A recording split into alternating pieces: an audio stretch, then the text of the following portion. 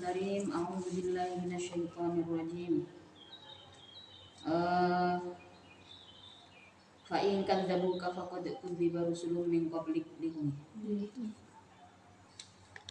Fa in kadzabu maka apabila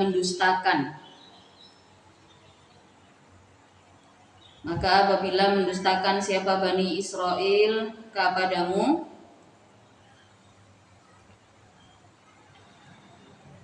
faqad kudziba maka benar-benar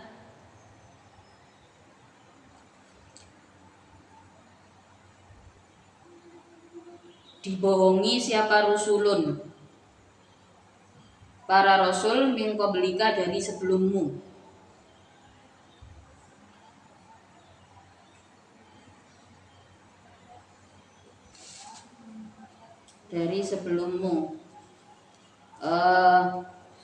Ja'u maka datang siapa rasul bil bayyinati dengan membawa ayat yang jelas atau membawa mukjizat, membawa petunjuk itu namanya. Al-mu'jizati yaitu beberapa mukjizat. Waz-zuburi dan kitab dari langit. Kasuhufi Ibrahim seperti beberapa suhufnya Nabi Ibrahim. Wal kitabi dan kitab-kitab. Wa fi qiraatin dan di dalam qiraah yang lain bi isbatil ba'i dengan menetapkan ba. Wa bil kitabi. Fa in kadzabuka faqad kudziba rusulun min qablika ja'u bil bayyinat waz-zuburi wa bil kitabi. Fihima di dalam az-zubur wal kitab wa biz-zuburi wa bil kitabi dalam qaul yang lain. Al-muniri yang jelas, al-wadhihi artinya yang jelas. Dua, adapun Alkitab itu at-Tauratu Taurat wal Injilu dan Injil. Kalau Bani Israel ini orang-orang Yahudi, orang-orang musyrik pada saat itu tidak percaya kepadamu, ya, fa in kadzabuka, maka apabila mereka mendustakanmu, berarti dari mbah-mbahnya juga mendustakan nabi-nabi yang terdahulu, mendustakan isi kitab sucinya. Ini maknane ayat niki ngoten. Fasbir maka bersabarlah engkau wahai Muhammad kama sobaru sebagaimana bersabar siapa rusul. Artinya napa maknane ayat ini nggih? Jadi di sini memberikan petunjuk lah kepada Nabi Muhammad bahwasanya setan yang menggoda umat manusia dari zaman kakek neneknya manusia nih, dari zaman diciptakannya manusia itu sama, pola godaannya sama.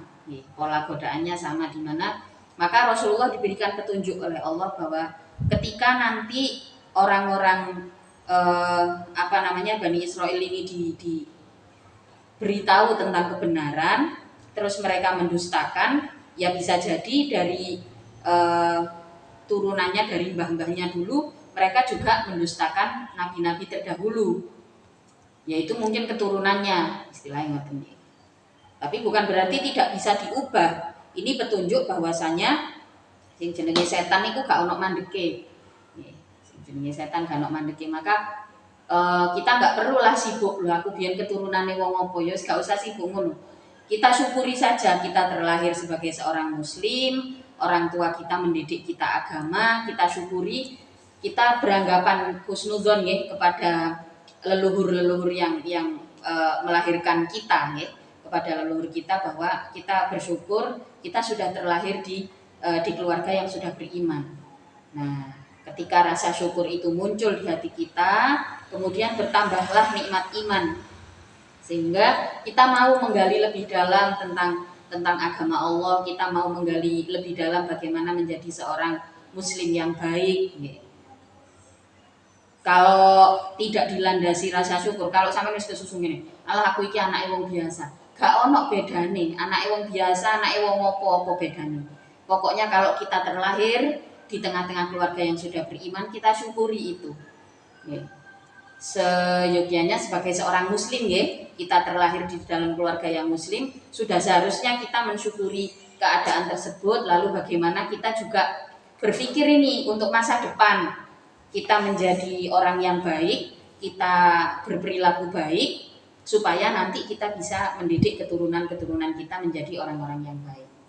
Jadi ayat ini cukup menjelaskan bahwa pola pikir dalam sebuah generasi itu akan menurun pada generasi berikutnya. Karena terbukti di zaman Rasulullah itu ada kerajaan-kerajaan Rum yang mereka percaya perilakunya persis seperti orang-orang Barat di era sekarang.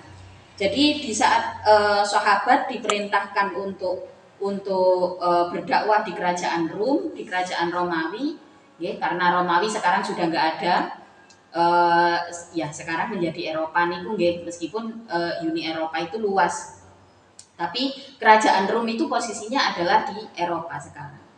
Pada saat sahabat diminta untuk berdakwah di sana, salah satu kaisarnya itu mengatakan bahwa, oh iya, saya sudah membaca tentang Nabi Muhammad. Saya sudah membaca itu di kitab suci kami, dan ya sosoknya mengagumkan. Diajaklah oleh sahabat, ya sudah, ayo kita bersyahadat gitu ya, atau menemui Rasulullah. Kata kaisarnya, saya sangat kagum dengan sosoknya, saya pengen ketemu, tapi saya punya banyak rakyat yang harus saya lindungi. Nanti saya bisa terbunuh ketika saya harus mengikuti dengan ajakan Rasulullah. Tapi saya tidak sama sekali tidak tidak mengingkari keberadaannya. Nah, diriwayatkan dalam salah satu yang mengisahkan niku tenggene kitab Hayatus Sahabat, itu dijelaskan bahwasanya Kaisar Rum pada saat itu tidak mengingkari keberadaan Rasulullah, tapi berat hati kalau harus beriman kepada Allah. Dan perilaku itu ternyata menurun sampai sekarang. Pola pikir seperti itu juga kita bisa lihat orang-orang Barat itu menerima semua ajaran. Bahkan termasuk orang-orang kita sing hitungane negara berkembang ini juga diajari bagaimana itu open minded, beberapa hal positif. Tapi salah satu hal negatif yang juga disampaikan di beberapa kitab salaf, orang-orang Rum ini punya penolakan terhadap iman, sampai mereka membentuklah ada ateis, ada agnostik. Ini semua adalah bentukan dari ilmu pengetahuan yang dikembangkan oleh orang-orang Rum. Nah, ayat ini cukup menjelaskan bahwa, nah, kalau kita pengen keturunan kita kelak menjadi orang-orang yang baik, ya, kita bisa belajar dari peristiwa didustakannya Rasulullah oleh orang-orang Bani Israel. Jadi ayat ini cukup menjelaskan bahwa Bani Israel itu nggak semuanya seperti itu, karena Bani Israel itu sendiri adalah keturunan daripada Nabi Ishak gitu ya. Maka tidak semuanya seperti itu. Tidak semuanya seperti itu. Tapi kalau mereka yang mendustakan, ini berarti dari nenek moyangnya sudah seperti itu.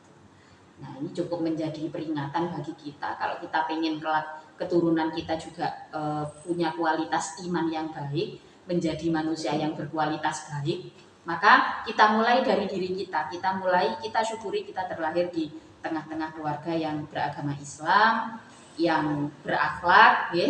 Kita gali hal terbaik di diri kita sehingga nanti pas jadi orang tua nggak bingung, nggak jadi orang tua yang bingung. Insya Allah kita dapatnya ilmu sekian, nanti keturunannya bisa lebih baik lagi. Jadi berikutnya, fa in kadzabuka faqad kudziba rusulun min qablika ja'u bil bayyinat. Kalau mereka ingkar denganmu, maka sebenarnya mereka juga ingkar dengan nabi-nabinya sendiri, nabi-nabi terdahulu. Selanjutnya, fasbir kama sabaru, maka bersabarlah sebagaimana sabarnya para rasul. Ya, jadi Rasulullah pun sama oleh Allah juga diperintahkan untuk bersabar. Ya, bersabar itu dalam artian apa namanya, kesabaran ini dengan pendampingan Allah ya, secara otomatis. Saya sering bilang kesabaran itu bukan sesuatu yang bisa kita minta ke orang lain. Ya, ada temennya lagi susah, ya, ada temennya lagi susah, ya udah sabar aja. Kenapa kita nggak bisa mengucapkan itu dengan mudah ke orang lain? Karena perintah sabar yang dilakukan oleh Allah, oleh ayat Al-Quran, itu berbeda dengan kita menasehati orang lain untuk bersabar, berbeda dan jauh sekali berbeda. Gitu. Jadi Allah mengatakan, memerintahkan Rasulullah atau seluruh umat manusia untuk bersabar. Di sisi lain Allah menjanjikan in sobarta jarut akamullah wa anta ma'jur. Ya. Kemudian Allah juga menjanjikan innallaha ma'as sabirin, ketika seseorang sudah memutuskan untuk mengikuti alur ya, untuk bersabar dengan proses, di situ Allah bersedia, dan janji Allah itu pasti ya. Allah bersedia mendampingi. Apakah ketika kita meminta orang lain untuk sabar, wis koncone dikongkon sabar ya. Wis sing sabar yo, sampean gelem tangan jane. Mane kula ngomong, lek takziah ana keluarga sing ditinggal mati, ojo dituturi sabar. Emangnya sampean gelem ngancani? Mboten sabar nih. Mosok ana wong koncone sampean kepaten atau siapapun lah nggih sampean takziah. Anu nggih pun nggih sing sabar lho. Cek enake muni sing sabar. Lek Gusti Allah ngomong sabaro, engko tak kancani. Gusti Allah niku pasti, janjine Gusti Allah pasti. Awak dhewe ngomong wong liya sabar gelem tak kancani. Wong gak gelem. Maka kalau takziah, jangan ucapkan kalimat itu, hindari, itu akan menyakitkan. Karena kesabaran itu butuh proses, nggih. Dan hanya Allah yang bisa memproses keadaan itu. Nah, ketika kita takziah, ada teman yang sedang sakit, misalkan nggih, koncone mari babaran, sik durung pulih nggih. Aja dikongkon sabar, kongkonan mangan. Ya wis makme sing akeh ya, cek sehat. Aja dikongkon sabar. Sampe nek ngongkon koncone mangan gak kudu sampean kancani, ana panganan mesti dipangan. Wayahe mangan mesti mangan. Jadi seperti itu nggih. Nah ini Rasulullah diminta oleh Allah untuk bersabar sebagaimana sabarnya para nabi terdahulu. Karena nabi-nabi terdahulu itu pencapaian umatnya tidak seperti nabi akhir zaman yaitu Rasulullah, gitu, di mana Rasulullah itu usianya hanya nggak sampai 70 tahun. Napa jenenge, masa kenabiannya juga cukup sebentar, gitu. Tapi di sini usia bumi sudah cukup tua, gitu, untuk nopo manusia berproses dengan keadaan di bumi sebagai khalifah di bumi. Nah, carane Rasulullah niku wis oleh nopo nggih gonge kehidupan itu ada di Rasulullah. Maka beberapa hal dan Rasulullah juga nopo sifat karakter empatinya luar biasa besar. Nah, kita bersyukur berada pada masa Rasulullah ini. Ada banyak sekali kitab-kitab salaf yang menjelaskan apa sih keuntungan menjadi umatnya Rasulullah. Salah satu malah yang paling sederhana, yang paling bisa kita syukuri adalah bentuk fisik umatnya Rasulullah itu tidak terlalu besar, tidak seperti nabi-nabi terdahulu, sehingga sandang, pangan dan papan yang kita butuhkan tidak sebesar nabi-nabi terdahulu. Okay. Jadi kalau makamnya kayak yang di Yaman itu ada makamnya Nabi Hud itu panjang ya, sepanjang itu, bisa dibayangkan lah. Jadi kayak memang nabi-nabi terdahulu secara fisik ya, secara fisik niku sangat-sangat besar, tinggi ya, pada masa itu untuk membentuk keberadaan dunia ini. Dan itu diciptakan sedemikian rupa. Bagaimana kita bisa melihat hal itu? Ya? Kalau ditakdirkan bisa ziarah ke makam nabi-nabi terdahulu, kita bisa lihat, ya, panjang ini ku enten sing sampai 10 meter. Nah itu umat Rasulullah itu diuntungkan dengan tinggi yang standar nggih. Wis standarte menungso ketika diutusnya Rasulullah iku ya wis sakmono. Maka dikatakan Rasulullah itu diturunkan di tengah-tengah kondisi sosial yang paling sempurna, yaitu di Makkah nih, di Saudi. Itu memang orang Saudi itu secara fisik paling ideal. Secara fisik ya, ini belum secara karakter dan lain-lain. Secara fisik yo wajahe, irunge ku mancunge gak terlalu nemen, biasa. Ya. Tingginya juga nggak terlalu, karena ada yang lebih tinggi seperti keturunan orang-orang Swedia. Sweden itu termasuk apa namanya, genetiknya itu bisa dibilang genetik raksasa, ya, karena kalau di Sweden itu orang tinggi 2 meter masih biasa, perempuan tinggi 190 180 itu biasa, ya. Dan Saudi boten, orang Saudi itu rata tingginya, ya, maka dikatakan Rasulullah itu yang paling ideal, ya, terlahir di sebuah lingkup sosial yang paling ideal, baik secara fisik, ya, secara karakter nih pada saat itu, karena kota Makkah menjadi pusat perdagangan dunia pada saat itu. Jadi secara karakter orang-orangnya juga nggak terlalu yang keras banget, tapi juga cukup tegas gitu ya. Tapi nggak terlalu yang lembek banget kayak orang Jawa, nggak ngalahan kayak orang Jawa. Mboten. Jadi cukup tegas, tapi nggak yang terlalu keras. Ada yang karakter manusianya nopo jenenge keras gitu ya, bicaranya keras, kemudian karakternya juga kaku gitu. Ada bangsa-bangsa tertentu yang seperti itu, tapi Rasulullah ini adalah sosok Nabi dan Rasul yang terlahir di sebuah kelompok sosial yang cukup ideal, ya, untuk masuk ke semua golongan manusia. Kembali lagi, tapi ya otomatis karena pada saat itu kota Makkah itu yang paling maju, ya juga yang paling sulit gitu ya untuk berkembang. Maksudnya Islam pada saat itu ya harus melalui hijrah dulu, bahkan mengalami 2 kali hijrah ya, di Habasyah sama di Madinah gitu. Habasyah itu kalau sekarang Ethiopia, ada kerajaan di sana yang pada saat itu memang kaisarnya adalah orang yang sangat baik. Maka 2 proses hijrah ini terjadi di zaman itu. Kalau di Habasyah Rasulullah nggak ikut, Rasulullah baru hijrah di Madinah, tapi beberapa sahabat itu mengalami 2 kali hijrah, karena ke Habasyah dulu, kembali ke Mekah ternyata belum aman, akhirnya hijrah lagi ikut dengan Rasulullah ke Madinah. Luar biasa nih nyeritakan bagaimana kesabaran Rasulullah di dalam berdakwah pada saat itu. Wal kitabil munir, kullu nafsin, adapun tiap-tiap diri. Kullu nafsin, adapun tiap-tiap diri itu dha'iqatul mauti, yang akan merasakan kematian. Itu dha'iqatul mauti, yang merasakan kematian. Wa innama tuwaffawna, dan sesungguhnya hanya akan dipenuhi engkau, dan sesungguhnya hanya akan dipenuhi engkau ujurakum, pada pahala-pahalamu. Jazaa'a a'malikum, artinya balasan perbuatan-perbuatanmu. Yaumal qiyamati, di dalam hari kiamat.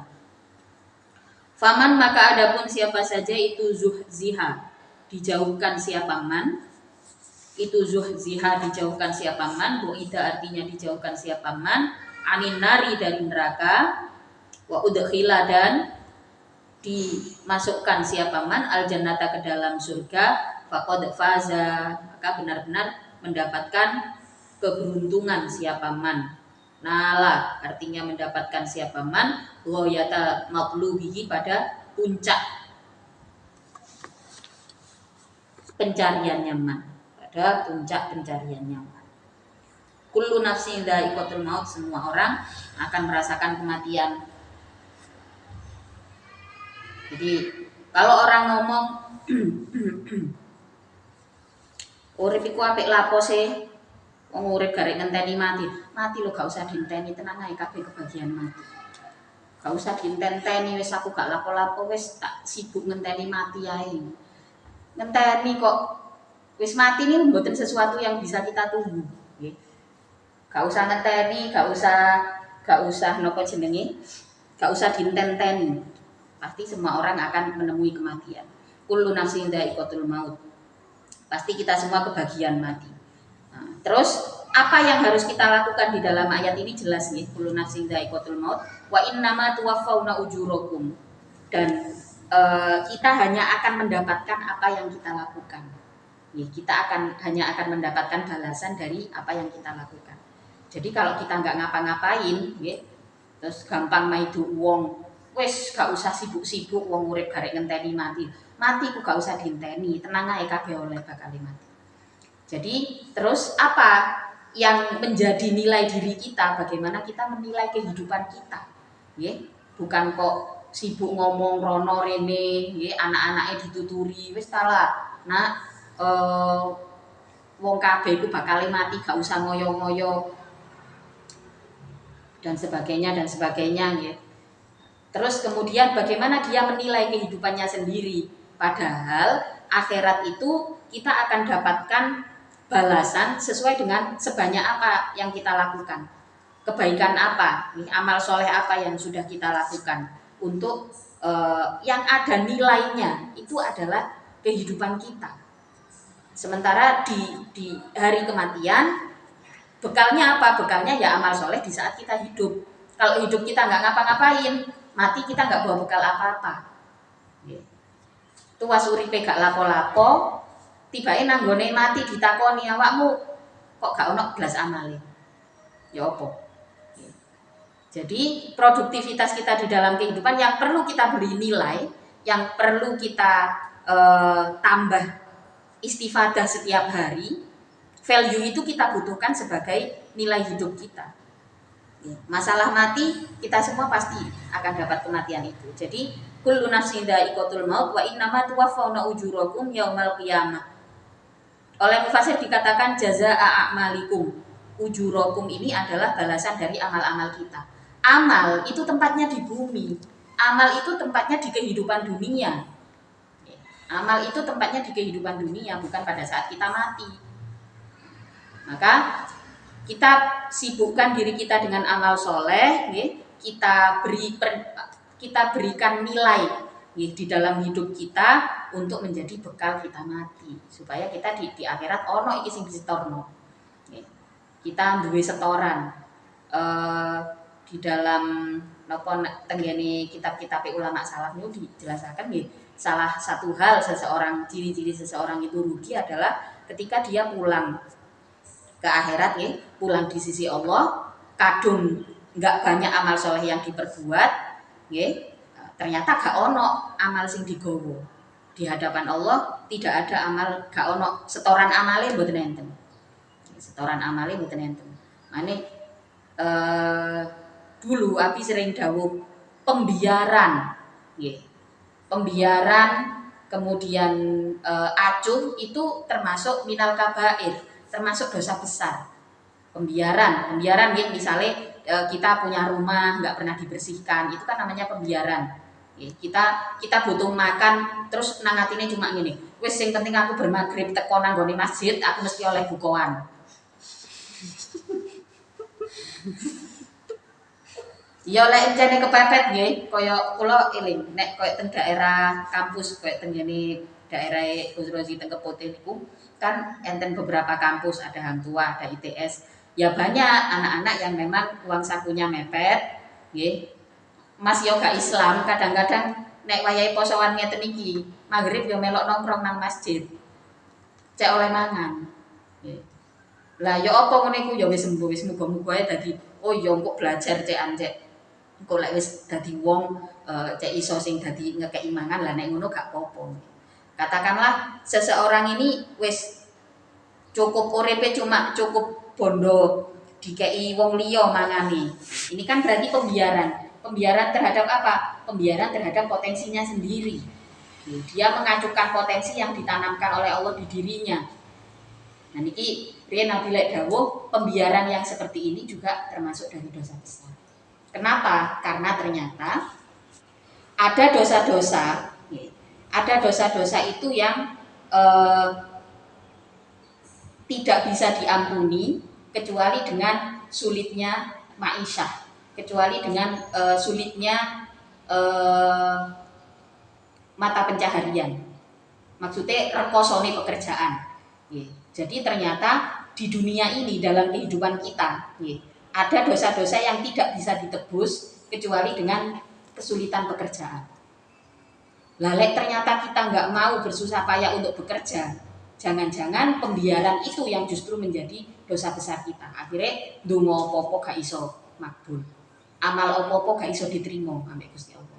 Soalnya nggak ada empati ke orang lain, nggak ada perhatian ke lingkungan, nggak ada perhatian ke diri sendiri. Jadilah acuh dan pembiaran itu menjadi tergolong minal kabair, termasuk dari dosa besar. Jelas sesuai dengan apa yang dikatakan di dalam ayat ini.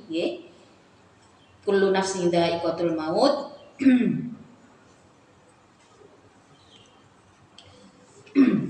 Wa innama tuwaffawna ujurakum. Kita hanya akan, makanya menggunakan kata innama gitu. Innama tuwaffawna. Innama itu maknanya wis nang kono sesungguhnya hanya. Nggih. Makanya boten sami kali inna, nggih. Innama tuwaffawna niku sesungguhnya hanya akan dipenuhi. Pahala-pahalamu itu hanya akan dipenuhi dengan apa? Dengan amal-amalmu. Jadi lek gak ono amale, yo gak ono balesane. Wong gak ono amale. Sampeyan teko nang gone tuku. Wong ngemis ae kan kudu bondo tenaga. Ngene paling gak. Lek sampean meneng ngae nang gone tuku ya dikongkon metu dikira wong gendeng ambek ngene tuku. Karuane lek wong njaluk ngetokno tenaga paling gak ngene nyuwun. Sami dibayangno urip teng donya nggih ngoten niku. Meneng ae, wis didadekno menungso meneng ae. Jare malaikat, kon niku tembok tak wong. Gak ono balasan amale, nggih. Wa innama tuwaffawna ujurakum yaumal qiyamati faman zuziha 'anil nar wa udkhilal jannah.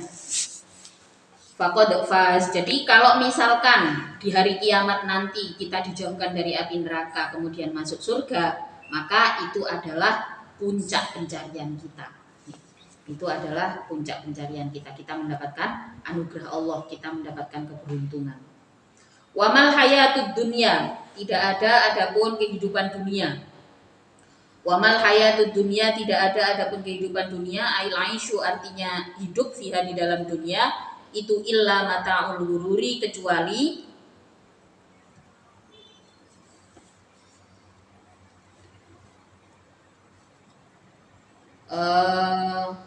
tipuan yang melalaikan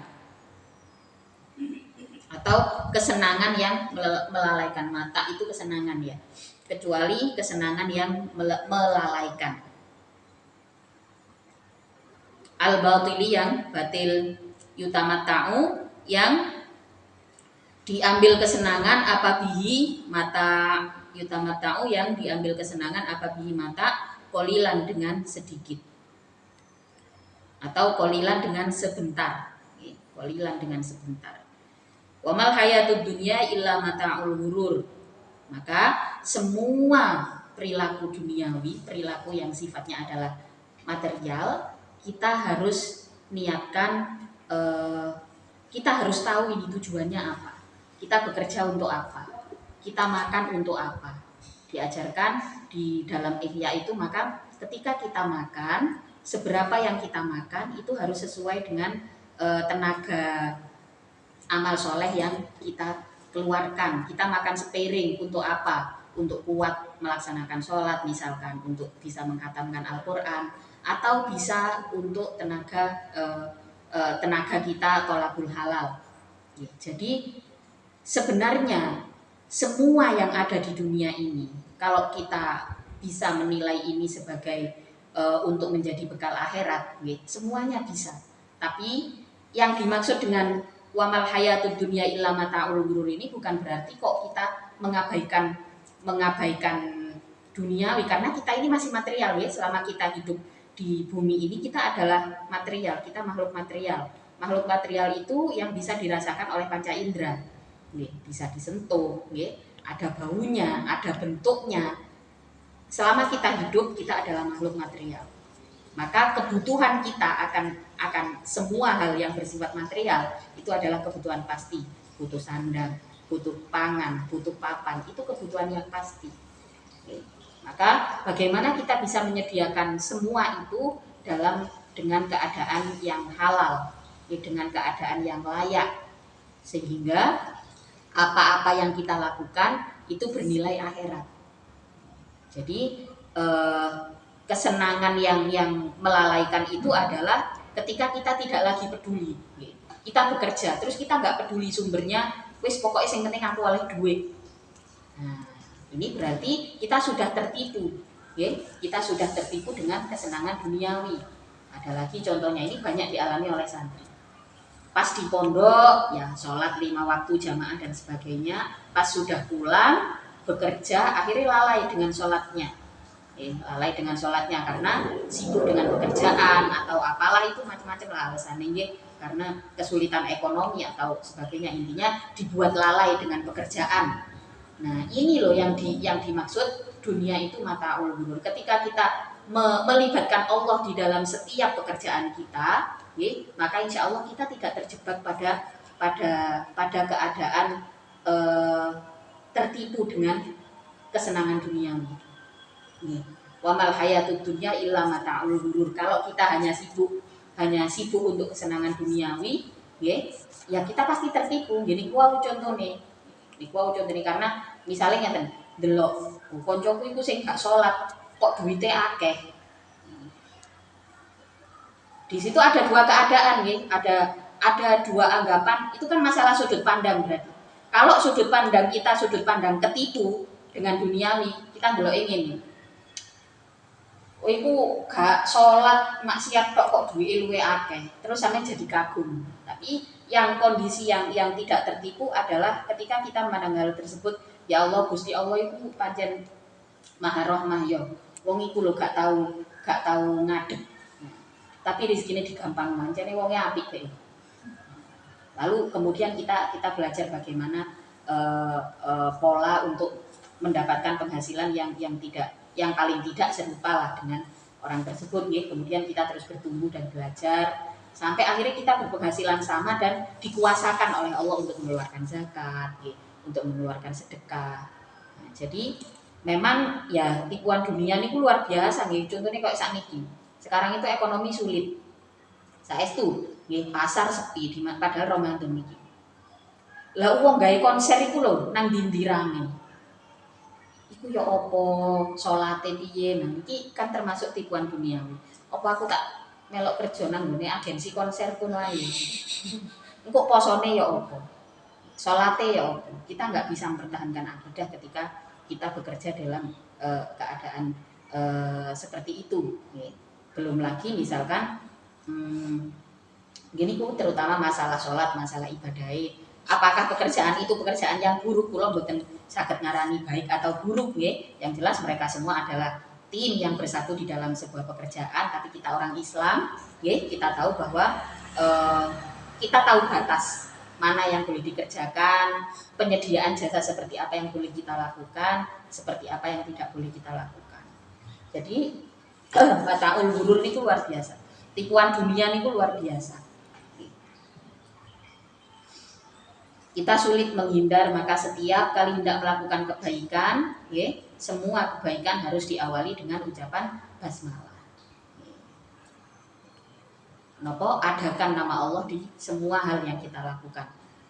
Libatkan nama Allah di dalamnya. Insya Allah nanti dijaga oleh Allah. Bukan kita sendiri yang bisa menjaga. Wes aku tak njogo aku gak kerja, aku gak kabeh bersifat duniawi. Ya wong ngono iku sing justru tertipu. Tertipu kalih napa? Tertipu ambek kebaikane dhek dhewe. Kadung rumangsa apik tibake gak iso tanggung jawab nang awake dhewe. Napa buktine? Ngomonge wis aku gak usah kerja-kerjaan. Aku gak usah lapo-lapo, wis rezeki iki lak ya dijamin ambek Gusti Allah. Tibake pas wayahe luwe ya luwe. Tibake pas dikeki dhuwit gelem. Dikeki panganan gelem lho. Ya apa sih jarine Gusti Allah sing menuhi.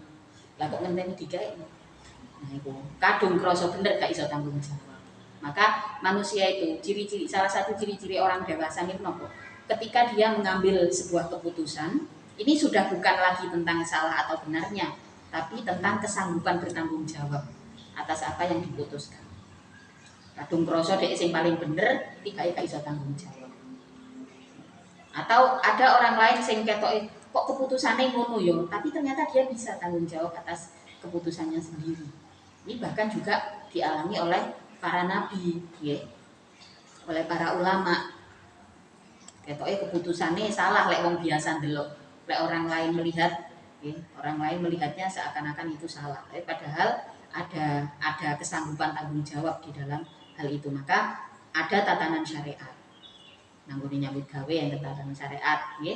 Bagaimana cara makan yang baik, ada tatanan syariat. Makanan yang boleh dan enggak boleh, ada tatanan syariat. Kalau kita hanya mengacu pada makanan itu hanya mengacu pada sesuatu yang bersifat duniawi, gini ku, maka kita nggak peduli lagi dengan tatanan Allah. Islam melarang umatnya, ya, untuk konsumsi khamr. Nah, padahal menurut orang-orang yang mengonsumsi khamr itu ada manfaatnya. Paling enggak ngilangi stres dan sebagainya. Kalau kita tertipu dengan tipuan duniawi, Allah nggak apa-apa lah sesekali. Nah, untuk bilang, ya, maka kemudian kita jadi konsumsi khamr. Padahal itu diharamkan di dalam Islam. Nah, ini loh yang dimaksud dengan tipuan duniawi. Kalau dasarnya itu hanya dasar-dasar istilahnya nopo, dasar ilmu niku dasar-dasar duniawi, kita sebagai umat Islam tidak belajar bagaimana menjadi umat Islam yang baik. Nah, jelas di situ kita tertipu dengan tipuan dunia. Ada banyak sekali, ya, hal-hal yang kelihatannya sederhana, keputusan-keputusan yang diambil oleh orang-orang, oleh manusia pada umumnya. Maka jangan lupa, ya, untuk selalu berpegang pada Allah, karena kita sendiri kadang-kadang juga nggak tahu. Jangan-jangan kita sholat, kita puasa, sholat sunnah, puasa sunnah, sholat ibadah, ya, sholat malam misalkan, ternyata nilainya hanya bernilai duniawi, ya. Nah, itu naudzubillah. Istilah ngono, ya apa cara kita kembali? Ya. Kadang-kadang justru orang-orang yang kelihatannya baik, ya, kelihatannya baik. Nah, ini kalau diajak kembali juga agak sulit. Berikutnya illa mata'ul ghurur al-batili tamata'u bihi qalilan summa yafna, kemudian sirna apa mata'ul ghurur latu lawunna, maka diuji, benar-benar diuji engkau, latu lawunna, maka benar-benar latu lawunna, benar-benar diuji engkau, kudiban dibuang minhu dari latu lawunna apa nunur rofi, nun rofa, litawali nunati, karena berturut-turutnya beberapa nun, wal wawu, dan wawu domirul jami, yaitu domir jamak, lil tiqo isakina ini karena bertemunya dua huruf mati, latu lawunna. Latu lawunanna gitu ya aslinya. Litak liltiko isakina ini lituk tabarna, artinya diuji, benar-benar diuji engkau fi amwalikum, di dalam harta-hartamu, bil faroidi, dengan fardu-fardu fiha, di dalam amwalikum, wal hawaiji, dan mara bahaya, wal hawaiji, dan bencana-bencana gitu ya.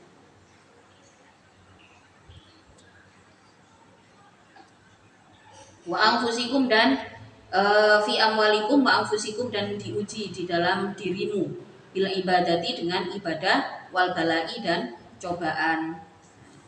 Maka manusia itu karena makhluk material, butuh harta benda, nih, untuk menjadi khalifah di bumi. Memang manusia diciptakan untuk merawat kehidupan dunia ini, nih. Kita butuh sandang pangan papan, itu adalah sebuah sebuah kepastian, sebuah keniscayaan. Manusia diciptakan untuk membutuhkan material. Manusia itu adalah bagian dari benda material itu sendiri.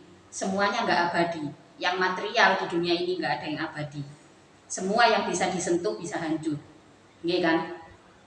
Itu adalah sifat material.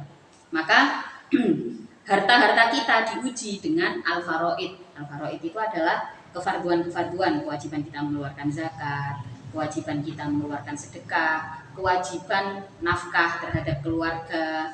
Terus, nah itu adalah al-faraid, kewajiban kita meninggalkan waris, ya.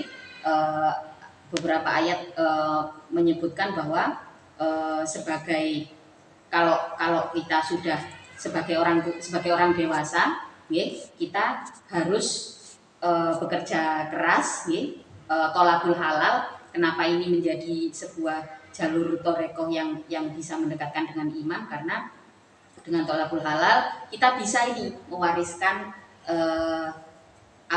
modal hidup untuk keturunan kita. Nah itu, nah ini termasuk dari ujian amwal, ujian harta benda yang kita kumpulkan adalah al-faraid. Al-faraid itu isinya ya macam-macam, ada waris, ada hadiah, kemudian ada sedekah, ada zakat. Itu ujian. Kenapa kok itu disebut dengan ujian?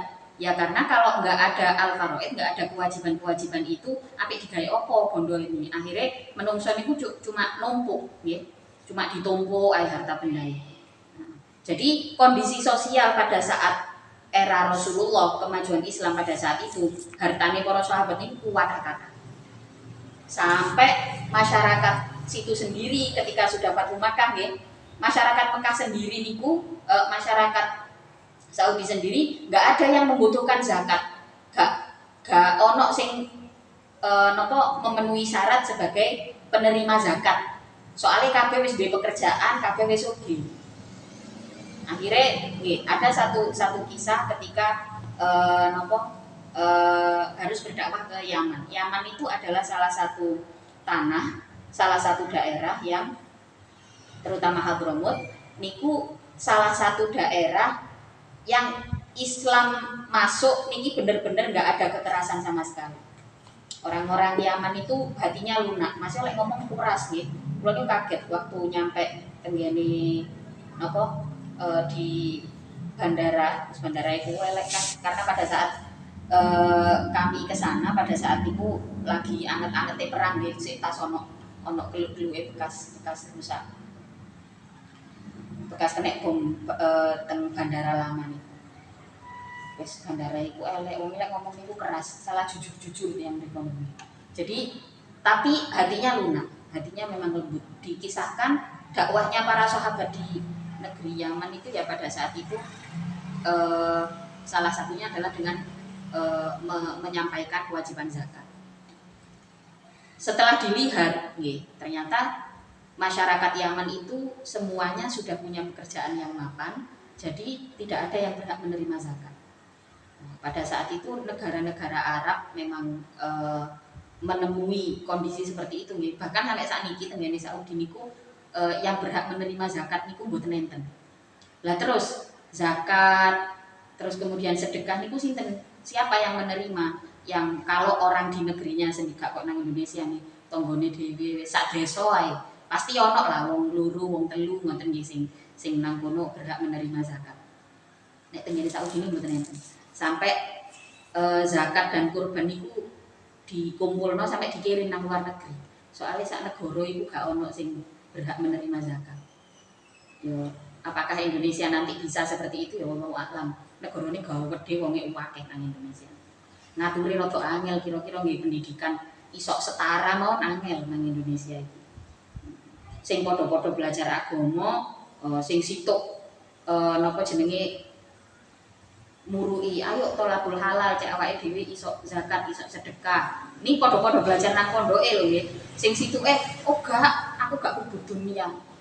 Wis dunia itu mata ulburul. Akhirnya miskin kayak tadi berhak dikai zakat. Sing rajin kerja iku mangke kei zakat nang gone sing iku mang ya. Jadi ya memang salah satu problem kita tinggal di sebuah negara sing bangsane ku akeh nggih kok ngoten. Mirip India, Indonesia niku mirip. Wonge akeh. Sama Cina. Kondisi sosialnya hampir mirip ya. Tapi ya negarane awak dhewe ini rodok-rodok tertinggal apa.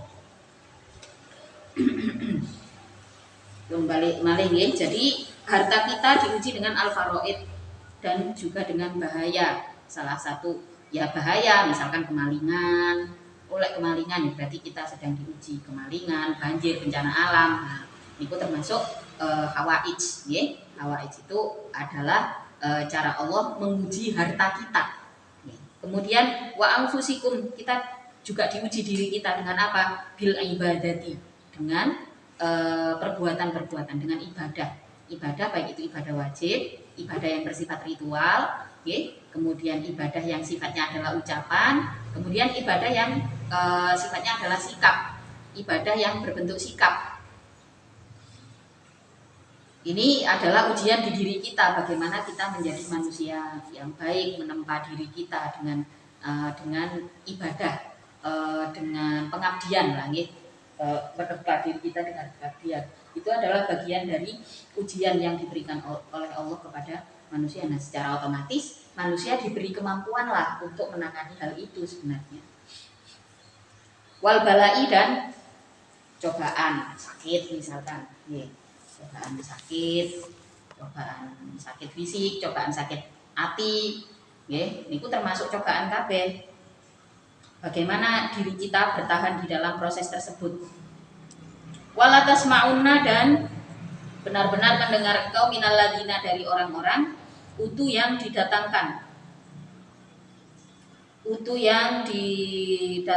al-ladin al-kitab, pada kitab, min qablikum, dari sebelum dirimu, al-yahudi, yaitu orang-orang Yahudi, wan nasara, dan orang-orang Nasrani, wa minal ladina, dan dari orang-orang asyraku yang bersekutu. Siapa al-ladin? Minal arabi, nyatanya dari orang Arab. Adan pada bersekutu, adan pada menyakiti kafiron yang banyak. Minas sabi, nyatanya dari berbicara kasar, misui, mengumpat ya. Minas sabi, nyatanya dari mengumpat, wa ta'ni, dan mencaci maki, wa tashbibi, dan menggosip binisaikum, dengan perempuan-perempuanmu. Wa in tasbiru, dan apabila bersabar engkau, ala dzalika, atas adang katsira, wa tattaqu, dan bertakwa engkau, Allah, pada Allah, fa inna dzalika, maka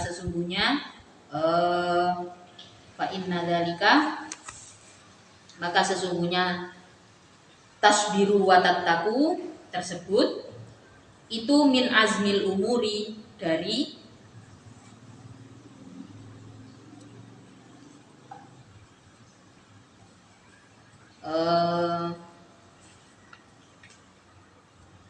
azamnya beberapa perkara. Ai min ma'zumatiha, artinya dari beberapa perkara yang dituju. Pada umur, alladzi yu'zamu, yang dituju apa alaiha, atas umur. Fa inna dzalika min azmil umur. Jadi kita juga tahu ada orang-orang yang bersekutu untuk menyakiti Rasulullah, orang-orang Arab sendiri, yang bersatu untuk menyakiti Rasulullah. Wa in tasbiru wa tattaqu, kalau jika engkau, kitoknya adalah pada Rasulullah dan pengikutnya. Wa in tasbiru wa tattaqu fa inna dzalika min azmil umur, jika kamu bersabar dan tetap bertakwa pada Allah, maka dua hal tersebut adalah sebuah pencapaian,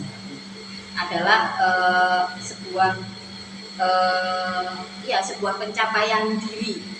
Kita bisa bersabar dengan proses, lalu kemudian konsisten berpegang pada Allah, watataku, ada ketakwaan terhadap Allah. Isi daripada takwa itu adalah khauf dan roja. Ini yang dijelaskan di dalam Al-Hikam. Isi takwa kepada Allah itu adalah kita khauf, rasa takut terhadap Allah, disertai dengan roja, disertai dengan berharap. Maka seseorang yang bisa mencapai ini di tengah-tengah kesulitan terhadap lingkungan, terhadap keadaannya pada saat itu, maka dia sudah mencapai sebuah tujuan. Fa inna dzalika min azmil umur. Wa id aqadallahu mitsaqal ladzina utul kitab di bahasa Indonesia nggih. Wallahu a'lam bishawab. Al-Fatihah.